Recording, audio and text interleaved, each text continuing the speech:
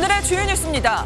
내란 중요 임무 종사 혐의로 긴급 체포된 조지호 경찰청장과 김봉식 서울경찰청장이 오늘 구속 갈림길에 섭니다. 조 청장은 계엄 당일 윗선 지시에 3차례 항명했다며 관련 혐의를 부인하고 있습니다. 윤석열 대통령이 대국민 담화에서 비상계엄은 통치 행위라며 탄핵이든 수사든 당당히 맞서겠다고 밝혔습니다. 윤 대통령이 계엄 선포 이후로 부정선거 의혹을 제기한 데 대해 선관위는 자신이 대통령으로 당선된 선거관리 시스템에 대한 자기부정이라고 반발했습니다. 윤석열 대통령에 대한 두 번째 탄핵소추안이 내일 오후 5시 국회 본회의 표결에 붙여집니다. 한동훈 국민의힘 대표가 탄핵 찬성 입장을 공식화한 가운데 국민의힘 의원 7명이 찬성을 선언해 가결 가능성이 커졌다는 전망이 나옵니다. 곽종근 특수전 사령관이 지난달 이번 계엄 사태에 투입된 예하 부대를 미리 돌며 지휘관들에게 대비태세 강화를 주문한 걸로 확인됐습니다. 또 윤 대통령이 지난 8월 여름 휴가 중 함께 골프를 친 군 간부는 계엄령 직후 국회 봉소에 투입된 707 특임단 소속인 걸로 파악됐습니다. 경찰이 비상계엄 수사의 핵심 증거로 꼽히는 김용현 전 국방부 장관의 비화폰을 뒤늦게 확보했습니다. MBN 취재 결과 김 전 장관이 사용한 비화폰은 한 대 더 있는 걸로 확인됐습니다. 시청자 여러분 안녕하십니까? 오늘 뉴스는 저희가 밤사이 취재한 단독 소식부터 전해드리겠습니다. 내란 혐의로 긴급 체포된 조지호 경찰청장과 김봉식 서울경찰청장이 오늘 오후 구속심사를 앞두고 있습니다. 조지호 청장 측은 저희 MBN과의 통화에서 계엄 당일 윗선의 지시를 3차례 항명했다며 혐의를 전면 부인하고 있는데요. 저희 굿모닝 MBN은 심동욱 기자의 단독 보도로 시작하겠습니다. 경찰 수뇌부인 조지호 경찰청장과 김봉식 서울경찰청장이 구속 갈림길에 섰습니다. 경찰청 국가수사본부 비상계엄 특별수사단은 그제 새벽 두 사람을 긴급 체포했고 내란 중요임무 종사 혐의로 어제 구속영장을 신청했습니다. 조 청장의 변호인은 MBN과의 통화에서 조 청장이 계엄 관련 이행사항에 대해 3차례 항명했다며 결과적으로 국회의 계엄 해제 의결에 기여했다고 주장했습니다. 특히 국회에 출입을 막은 건 맞지만 담을 넘는 사람들은 통제하지 않았고 국회의원 상당수가 내부로 진입할 수 있었다고 덧붙였습니다. 또 조 청장이 방첩사의 수사관 지원과 국회의원 위치 추적 요청을 거절했고 국회의원 체포명령을 따르지 않고 해당 지시를 직원들에게 하달하지도 않았다고 설명했습니다. 윤 대통령의 호출을 받고 삼청동 안가회동에 참석한 사실을 숨기고 국회에서 위증한 점에 대해서는 진작 진실을 밝혔어야 했는데 조 청장이 지금은 후회하고 있다고 전했습니다. 변호인은 조 청장이 건강이 안 좋은 상황임에도 떳떳하게 영장실질심사에 출석할 예정이라고 전했습니다. 반면 김 서울청장은 영장심사를 포기하고 출석하지 않겠다는 뜻을 밝혔습니다. 두 사람에 대한 영장실질심사는 오늘 오후 3시 서울중앙지법에서 진행됩니다. MBN 뉴스 심동욱입니다. 탄핵이든 수사든 당당히 맞서겠다. 그동안 침묵하던 윤석열 대통령이 예정에 없던 담화를 발표했습니다. 이번 비상계엄은 국정운영을 마비시킨 야당에 대한 대통령의 통치 행위라며 계엄의 정당성을 주장했는데요. 나라를 살리려는 비상조치가 내란일 수 없다고도 말했습니다. 대통령은 국무회의에서 올라온 법안들을 제거하며 국정운영을 재개했습니다. 이기종 기자입니다. 윤석열 대통령이 계엄 선포와 관련해 4번째 대국민 담화를 발표했습니다. 윤 대통령은 지난 2년 반 거대 야당이 대선에 승복하지 않고 수십 명의 공직자 탄핵 추진으로 국정을 마비시켰다고 말했습니다. 비상계엄은 이 같은 의회 독재에 맞선 통치 행위라고 주장했습니다.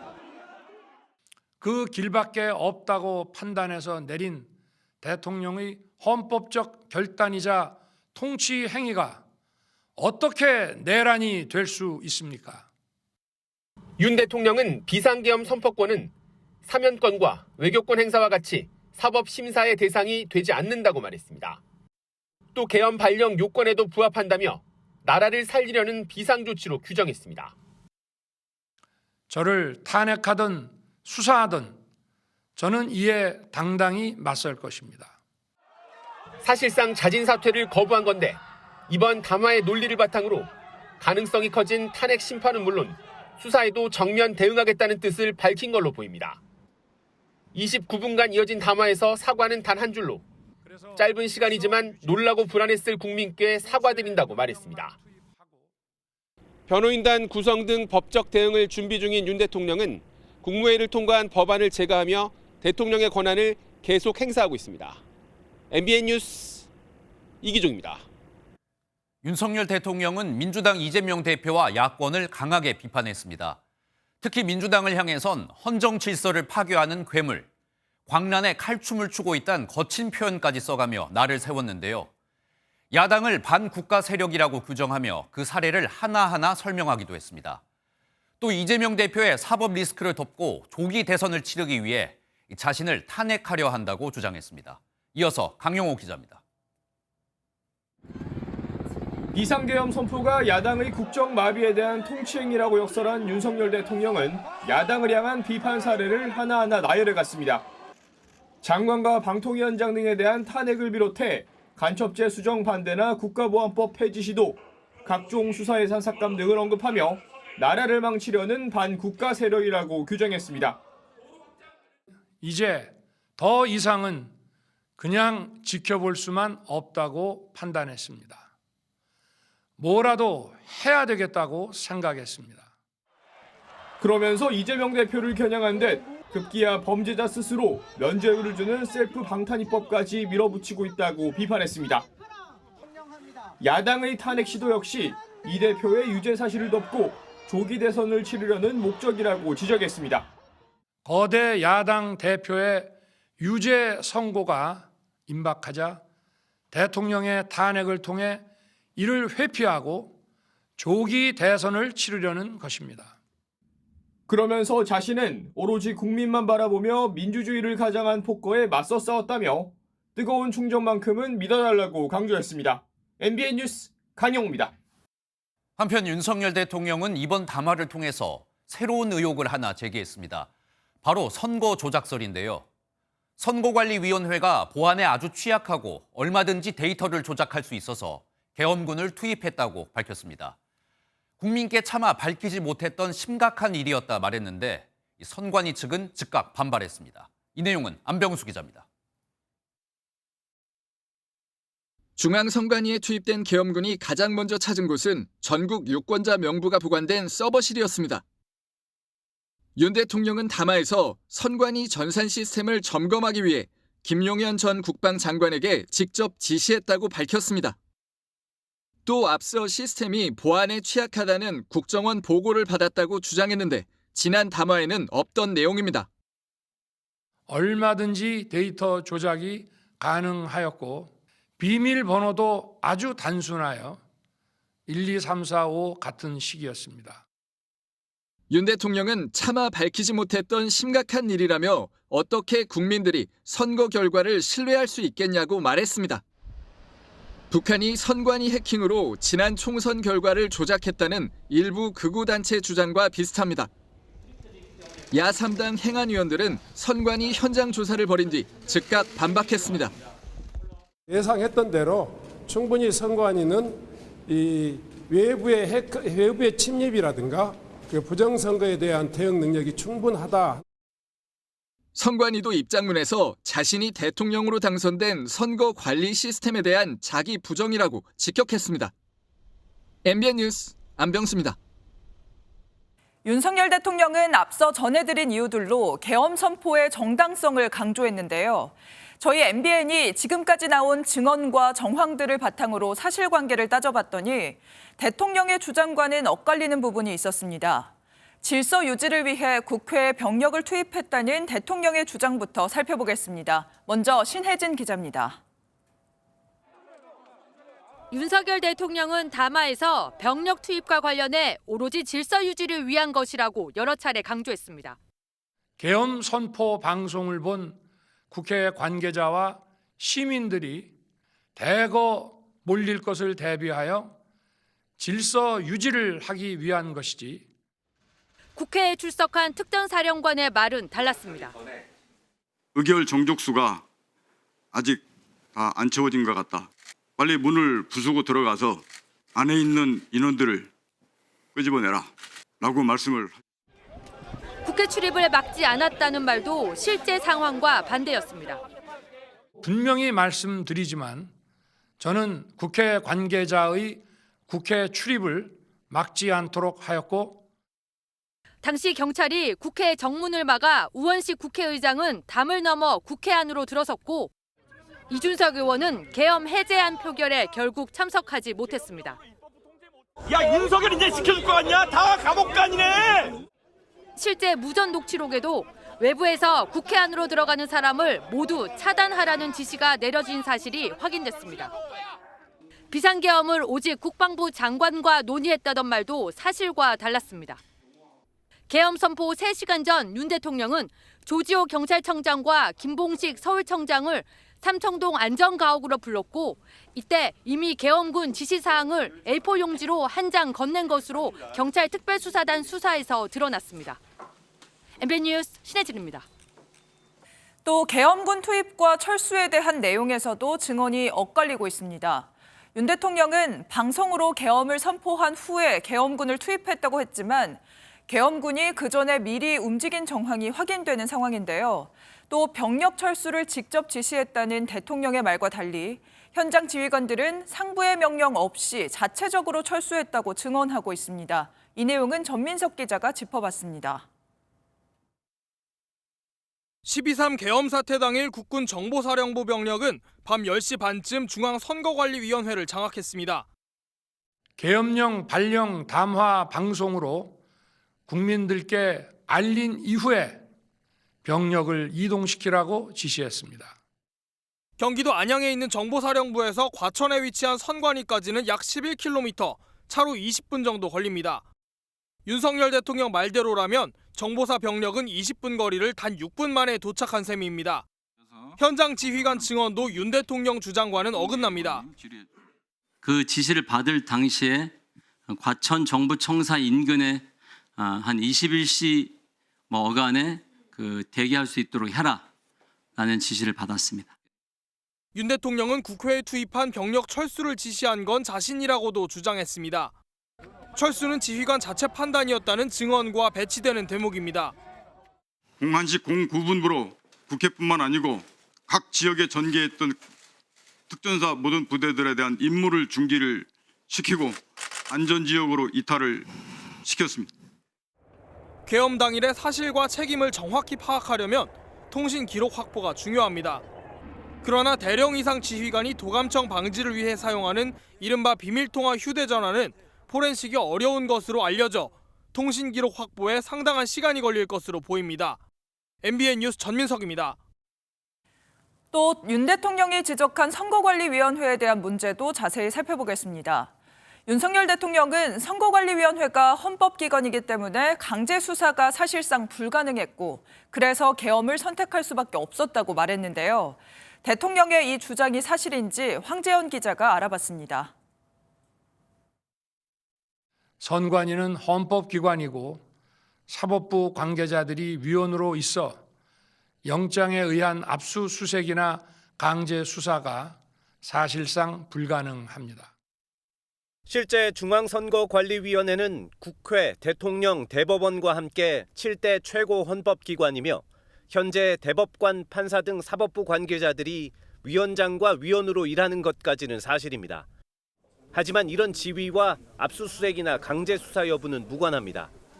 이미 지난 7월 검찰은 채용 비리 혐의로 중앙선관위 사무실을, 지난해엔 같은 혐의로 서울 등 5개 선관위 사무실을 동시 압수수색한 적이 있습니다. 선관위 경우에 있어서도 충분한 근거, 증거, 자료 이런 것이 있다면 압수수색 못할 리는 없다. 그것은 법과 불평등에 반한다. 대표적인 헌법기관인 국회도 지난해 한동훈 당시 법무부 장관 개인정보 유출 혐의로 의안과가 수색을 당하는 등 윤 대통령 재임 기간 22차례 압수수색을 받았습니다. 사법부 관계자가 많다고 압수수색이 안 된다는 말도 사실과 다릅니다. 검찰은 사법기관의 정점, 대법원의 법원행정처도 지난 2018년 이른바 사법농단 사건 수사 때 압수수색했습니다. 검사장 출신 한 변호사는 MBN과의 통화에서 중요 혐의에 의해 영장을 받으면 선관위도 당연히 압수수색할 수 있다. 궤변에 불과하다고 잘라 말했습니다. 현실적으로 물리적으로 압수수색을 거부할 수 있는 곳은 대한민국에서 대통령실이 유일하다고 덧붙였습니다. MBN 뉴스 황재현입니다. 정치권 반응으로 이어가겠습니다. 국민의힘 한동훈 대표는 윤석열 대통령의 담화를 사실상 내란을 자백한 것이라고 평가했습니다. 당원으로서 대통령을 징계하고 당에서 내보내기 위한 윤리위원회 소집에도 나섰는데요. 국민의힘 내부에선 이젠 대통령이 아니라 윤석열 씨로 부르겠다는 격한 반응과 함께 이번 사태를 차분히 수습해야 한다는 반론도 이어졌습니다. 먼저 김태희 기자입니다. 윤 대통령의 담화 직후 한동훈 대표는 내용을 전혀 예상하지 못했다며 당혹감을 드러냈습니다. 윤 대통령이 대통령직을 수행할 수 없다는 점이 명확해졌다고 설명했습니다. 그리고 그 내용은 지금의 상황을 반성하는 것이 아니라 지금의 상황을 합리화하고 사실상 내란을 자백하는 취지의 내용이었습니다. 한 대표는 MBN에 우리는 계엄을 막은 정당이라며 계엄 막은 정당이 계엄을 옹호해서는 안 된다고 강조했습니다. 당내에선 윤 대통령 담화를 두고 궤변이었다, 참담하다는 반응과 차분히 수습해야 한다는 엇갈린 반응이 나왔습니다. 국민들은 쌍욕을 할 정도로 정말 국민들을 분노하게 만드는 그런 담화를 윤석열 그분 이야기는 하지 마세요. 이제 윤석열 씨라고 하겠습니다. 우리 모두 이제는 정말 차분하게 헌법과 법의 절차에 따라서 대응해야 될 것이고 그렇기 때문에 한동훈 대표께서 오늘 아침에 하신 발언은 매우 가벼운 발언이었다. 한동훈 대표가 긴급 소집을 지시한 국민의힘 윤리위원회는 어젯밤 회의를 열고 윤 대통령의 제명과 출당 관련 논의를 했지만 결론을 내진 못했습니다. MBN 뉴스 김태희입니다. 더불어민주당은 윤석열 대통령을 향해 거친 비판을 쏟아냈습니다. 대통령의 이번 담화를 극단적 망상, 정신 이상자가 할 소리라고 평가했는데요. 민주당 이재명 대표도 탄핵이 필요한 이유를 대통령 스스로가 증명했다 말했습니다. 민주당 반응은 이규옥 기자가 보도합니다. 이재명 대표는 윤석열 대통령의 담화가 국민들을 참담하게 만들었다고 일갈했습니다. 즉각적인 탄핵이 필요한 이유를 대통령 본인이 증명했다고도 꼬집었습니다. 왜 즉각 직무에서 배제해야 하는지 너무나 명징하게 보여줬습니다. 국민의 생명 안전을 위해서 반드시 필요하다는 것을 본인이 직접 증명한 것입니다. 통치는 법률의 범위 안에서 해야 하는 거라며 계엄이 통치행위였다는 윤 대통령의 말도 정면으로 반박했습니다.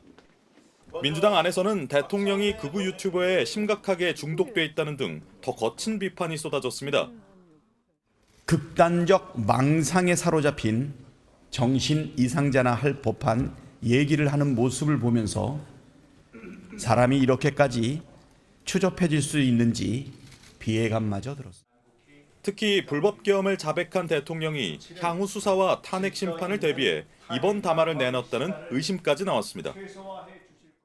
헌재 변론 요지를 미리 낭독해 극우의 소요를 선동한 것입니다. 나아가 관련자들의 증거 인멸을 공개 지령한 것입니다. 국회가 현재 대통령에게 해야 할 조치는 탄핵이라며 국민의힘을 향해 탄핵 자유투표를 결정하라고 촉구했습니다. 이번 주 토요일 탄핵 표결이 마지막 기회라며 여당을 압박하면서도 이재명 대표는 경제단체와 긴급간담회를 갖는 등 민생 행보를 이어갔습니다. MBN 뉴스 이규옥입니다. 윤석열 대통령의 담화에 그동안 공식 입장을 밝히지 않았던 중국 정부도 처음으로 입을 열었습니다. 윤 대통령이 담화에서 중국인 연루 간첩 사건을 언급하자 중국은 양국 관계에 도움이 되지 않는다며 강하게 반발했습니다. 베이징에서 김한준 특파원입니다. 중국은 그동안 한국의 비상계엄 사태에 대해 공식적으로 어떤 입장도 내지 않았습니다. 외신 기자들의 이딴 질문에도 내정 불간섭 원칙을 고수했습니다. 现在的韩国的事情你怎么看待？刚才我已经回答了，这是韩国的内政。我可以在这里重申，中方注意到了有关情况，对于韩国的内政不予评论。 이렇게 침묵을 지켜왔던 중국이 쓴소리를 내뱉었습니다. 중국은 윤석열 대통령이 담화 중 중국인이 연루된 간첩 사건 등을 거론한 것을 두고 이런 행위는 두 나라의 안정적인 발전에 도움이 되지 않는다고 반발했습니다. 对韩方上述言论深感意外和不满。中方对韩国内政不做评论，但坚决反对韩方将内政问题同涉华因素相关联。 앞서 윤 대통령은 중국인 3명이 한국 내 군사시설을 촬영하다 적발된 일과 드론으로 국가정보원을 촬영한 중국인 사례를 들며 외국인의 간첩 행위를 처벌하기 위해 형법의 간첩죄 조항을 수정하려 했지만 거대 야당이 완강히 가로막고 있다고 말했습니다. 베이징에서 MBN 뉴스 김한준입니다. 주요 외신은 비상계엄과 관련한 윤 대통령의 4번째 담화를 속보로 긴급 타전하면서 한국은 새로운 리더십이 필요하다고 분석했습니다. 미국 싱크탱크의 한국 전문가도 우려의 시선을 나타냈습니다. 외신 보도 소식은 이승훈 기자가 전하겠습니다. 어제 윤 대통령이 발표한 4번째 담화를 놓고 외신은 다양한 반응을 쏟아냈습니다. 영국 일간 가디언은 사설에서 한국 대통령의 기괴하고 끔찍한 단기간 계엄 선포 시도가 여전히 엄청난 혼란을 일으키고 있다며 새로운 리더십이 필요하다고 조언했습니다. 특히 대통령의 임기 말 권력 누수 현상을 일컫는 레임덕을 넘어 데드덕 상태라고도 했습니다. 미국 워싱턴 포스트는 윤 대통령이 계엄령을 선포한 충격적인 결정을 격앙 상태로 옹호하며 사임하지 않을 것임을 시사했다며 두 번째 탄핵 시도에 탄력이 붙고 있다고 보도했습니다. 뉴욕타임스도 윤 대통령의 대국민 담화를 두고 야당의 탄핵 추진, 소속 정당의 퇴진 요구에도 끝까지 싸우겠다고 단언했다고 전했습니다. 미국 내 한국 전문가는 우려를 나타냈습니다. 미 싱크탱크 전략국제문제연구소의 빅터차 한국 석좌는 한국의 혼란 장기화는 트럼프 2기 한미동맹의 최악의 시나리오라고 짚었습니다. 이어 트럼프 미국 대통령 당선인의 보편 관세 공약과 한국의 대미무역 흑자를 언급하며 이는 한국에 대한 10% 관세를 의미한다며 한국이 리더십을 회복하기 전에 분명히 관세가 부과될 것이라고 예상했습니다. 이 외에도 트럼프 당선인이 주장해온 주한미군 감축과 방위비 분담, 반도체법 등의 현안에서도 한국의 리더십 공백이 문제가 될 것이라고 내다봤습니다. MBN 뉴스 이승훈입니다. 오늘 하루 중요한 일정을 소개해드리는 굿모닝 오늘입니다. 어떤 일정이 있는지 함께 살펴보겠습니다. 12.3 비상계엄 사태와 관련해 국회가 오늘 본회의를 열고 한덕수 총리 등 국무위원들을 상대로 2차 긴급 현안 질문을 진행합니다. 또 국회 운영위는 정진석 비서실장 등 대통령실을 대상으로 현안 질의에 나서고 과방위 현안 질의엔 계엄 선포 당시 체포 대상 명단에 올랐던 김어준 씨가 출석할지 관심입니다. 윤석열 대통령 2차 탄핵소추안이 본회의에 보고되고 표결이 이뤄지는 오늘과 내일 이틀간 외부인의 국회 출입이 전면 제한됩니다. 국회 사무처는 국회 공무원증 또는 국회 출입증을 소지한 사람만 출입할 수 있다고 밝혔습니다. 올해 한국 프로야구 KBO 리그의 포지션별 최고 선수를 뽑는 골든글러브 시상식이 오늘 오후 서울 삼성동 코엑스에서 열립니다. 투수와 포수, 지명타자 등 모두 10개 부문의 선수가 황금 장갑의 주인공으로 선정됩니다. 지금까지 굿모닝 오늘이었습니다. 정치권 소식으로 이어가겠습니다. 민주당을 비롯한 야권은 윤석열 대통령에 대한 탄핵안을 다시 발의했습니다. 이번 탄핵안은 내란 혐의에 집중했다 하는데요. 민주당은 내일 오후 대통령 탄핵안을 표결에 붙일 계획입니다. 탄핵안 통과가 유력한데 다시 한번 정치권에 큰 파장이 예상됩니다. 표선우 기자입니다. 당초 그제 발의하겠다고 예고했던 두 번째 윤석열 대통령 탄핵안이 어제 오후 늦게 제출됐습니다. 막판까지 탄핵안에 담길 내용을 두고 고심을 거듭한 건데 국민의힘을 제외한 모든 원내 정당이 함께했습니다. 두 번째 탄핵안은 윤 대통령이 내란 우두머리로서 헌법과 법률을 중대하게 위반했다는 점을 강조하며 계엄의 불법성에 초점을 맞췄습니다. 오로지 계엄, 위헌 위법한 계엄과 그로 인한 내란 행위에만 초점을 맞췄습니다.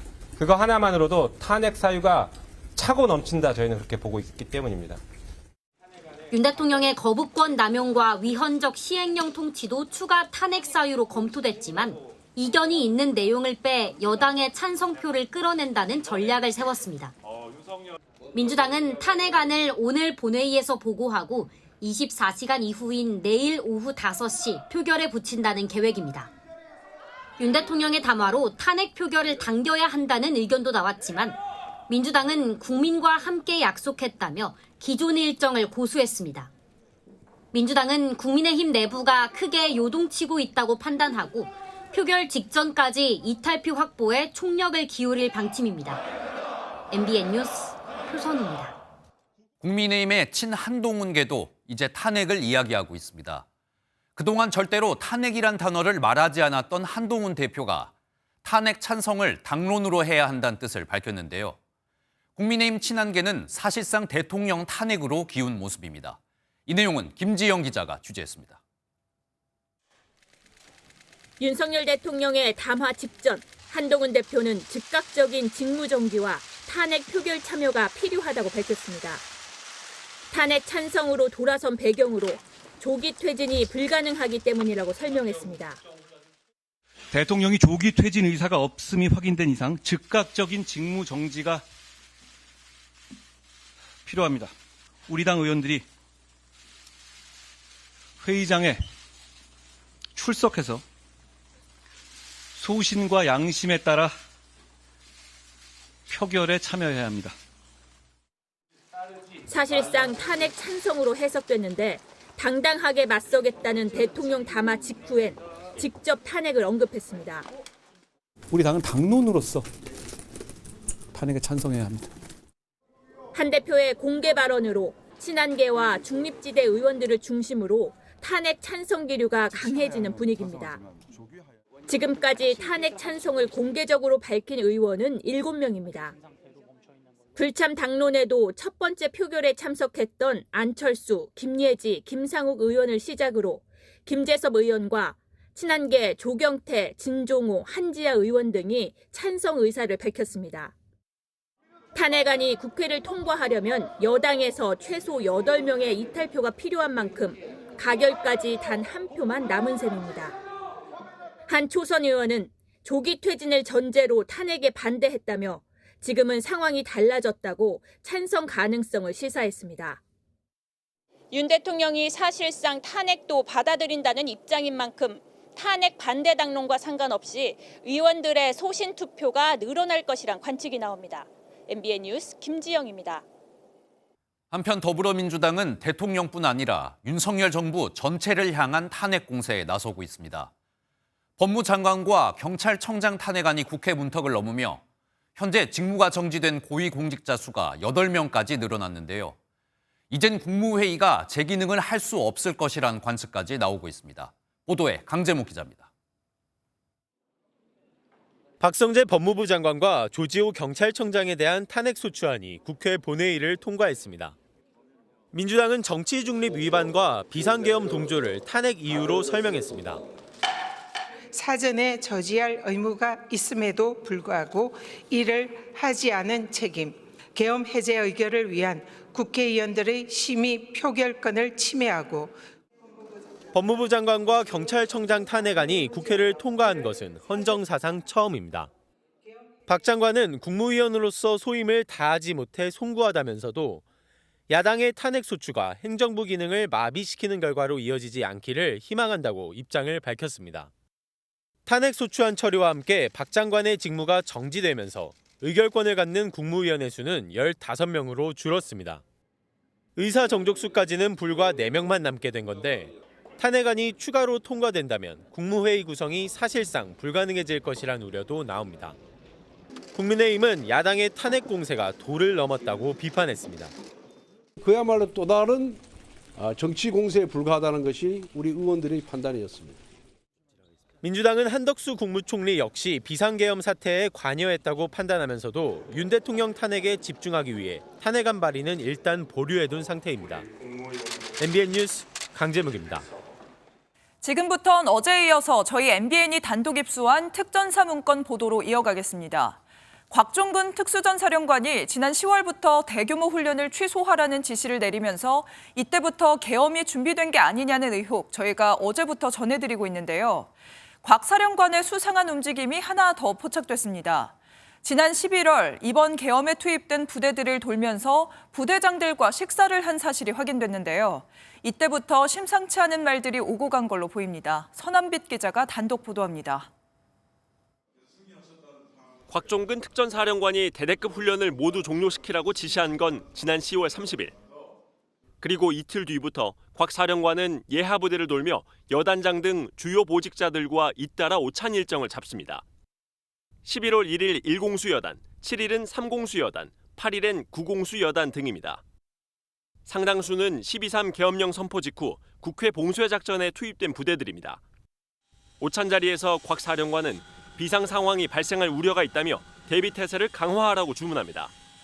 그러면서 출동 명령이 내려졌을 때 출동 준비에 걸리는 시간과 현장에서 발생할 수 있는 어려운 점 등을 물어본 것으로 전해졌습니다. 그런데 곽 사령관은 부담은 주고 싶지 않다며 아직 전파하지 말라는 당부를 덧붙였습니다. 군의 한 핵심 관계자는 대비 태세를 강화하겠다면서 부하에게 전하지 말라고 한 건 앞뒤가 맞지 않는 말이라고 설명했습니다. 무슨 이유로든 곽 사령관 입장에서 각별한 보완이 필요했던 것으로 보입니다. MBN은 곽 사령관에게 11월 행보에 대한 설명을 듣기 위해 연락했지만 연락이 닿지 않았습니다. 수사기관은 곽 사령관 등 계엄 작전의 현장 총괄 지휘관들이 계엄 준비를 정확히 언제부터 알았는지 확인하고 있습니다. MBN 뉴스 서남빛입니다. 또 윤석열 대통령이 지난 8월 여름 휴가 중에 군부대에서 골프를 쳤다는 사실이 알려지면서 논란이 일었었는데요. 저희 MBN 취재 결과 대통령과 함께 골프를 친 군 간부가 이번 국회 봉쇄 작전에 투입된 707 특임단 소속인 걸로 확인됐습니다. 수사기관은 윤석열 대통령이 골프장에서 어떤 군인들을 만났고 어떤 이야기를 나눴는지 들여다볼 걸로 보입니다. 이혁재 기자의 단독 보도로 이어갑니다. 비상계엄이 선포되기 닷새 전인 지난달 28일 윤석열 대통령이 8월 초 군부대에서 골프를 친 사실이 국회 국방위원회에서 밝혀졌습니다. 8월 8일 9일 날도 운동하실 때 영관급 실무자하고 부사관들하고 같이 라운딩을 하셨습니다. 여름 휴가 중 윤 대통령이 충남 계룡대에 가서 골프를 쳤고 일정을 직접 조율한 인물은 대통령 경호처장이었던 김용현 전 장관이었습니다. 당시 대통령실은 골프를 함께 친 부사관 등의 소속 부대는 공개하지 않았습니다. 그런데 MBN 취재 결과 윤 대통령과 골프를 친 부사관 2명의 소속은 707 특수임무단이었던 것으로 확인됐습니다. 계룡대 안에서 선발했을 수도 있겠지만 차로 2시간 거리에 있는 707 특임단 소속 간부를 선발해 함께 골프를 쳤던 겁니다. 707 특임단은 이번 비상계엄 사태에서 국회 봉쇄 과정에 투입된 부대입니다. 윤 대통령은 여러 차례 군부대에서 골프를 친 것으로 알려졌는데 계엄 모의 과정을 들여다보고 있는 수사기관이 군 골프장에서 누구를 만났는지 등도 확인할 것으로 보입니다. MBN 뉴스 이혁재입니다. 이번엔 저희 MBN이 집중 보도하고 있는 비화폰 취재로 이어가겠습니다. 계엄 당시 대통령을 포함한 계엄 수뇌부는 보안이 되는 비화폰으로 중요한 연락을 주고받은 걸로 알려졌는데요. 경찰이 다시 압수수색에 나서 압수에 실패했던 이 비화폰을 확보하는 데 성공했습니다. 그런데 MBN 취재 결과 김용현 전 장관이 사용한 비화폰이 1개 더 있는 걸로 확인됐습니다. 이승민 기자의 단독 보도입니다. 김용현 전 장관이 계엄을 지휘하며 사용한 비화폰은 비상계엄 수사의 핵심 증거로 꼽힙니다. 비화폰으로 국방부 장관이 직접 사령관님한테 전화를 해서 임무를 줬다. 예. 그렇게 이해하면 되겠습니까? 그렇습니다. 앞서 경찰청 특별수사단은 비화폰의 존재를 알지 못해 첫 압수수색에서 이를 빠뜨렸고 뒤늦게 비화폰과 군이 관리했던 서버 확보에 나섰습니다. MBN 취재 결과 김 전 장관이 쓰던 비화폰은 한 대가 아니었습니다. 기존에 알려진 군이 관리하는 비화폰 이외에 일부 국무위원과 대통령실 고위 관계자 등에게 지급되는 별도의 기기가 있는 것으로 전해집니다.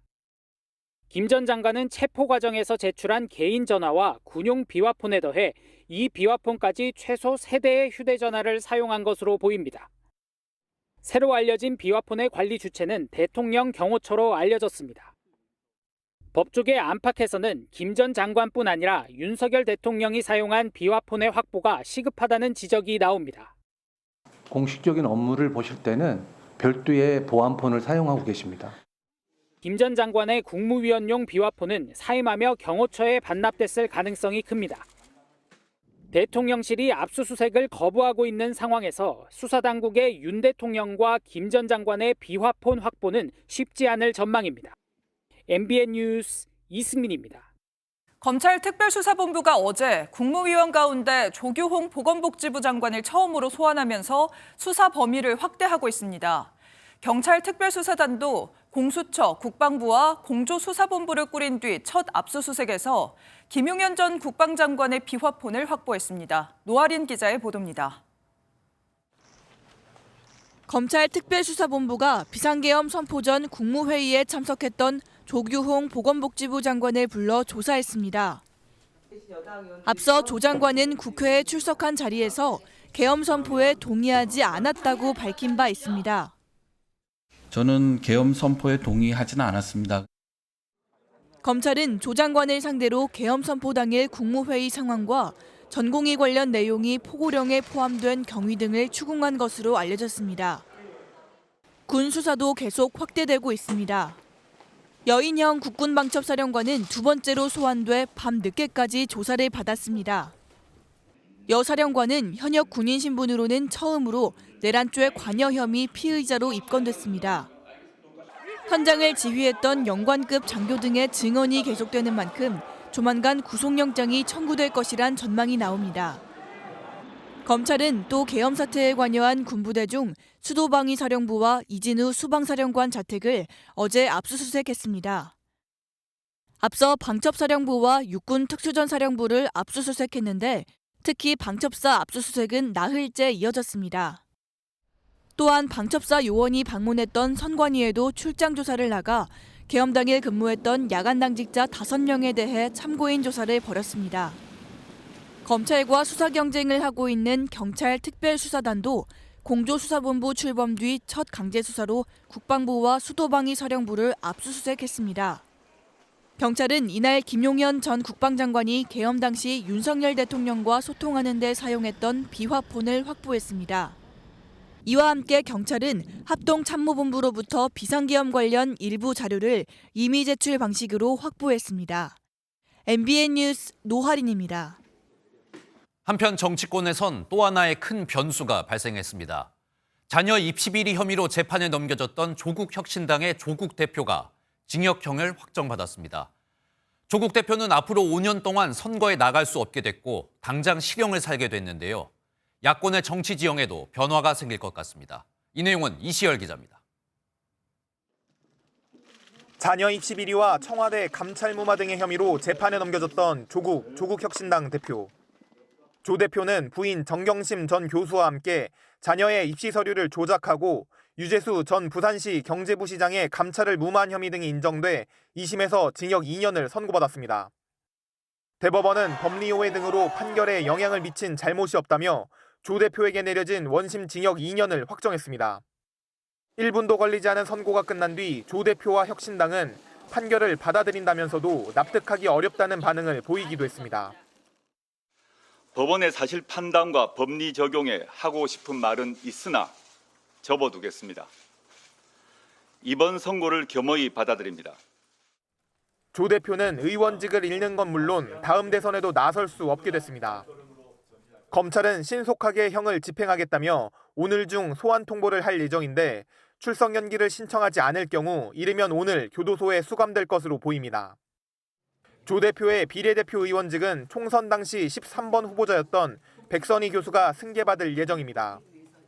백 교수는 내일 예정된 윤석열 대통령 탄핵 소추안 표결에는 참여할 수 있을 것으로 전망됩니다. MBN 뉴스 이시열입니다.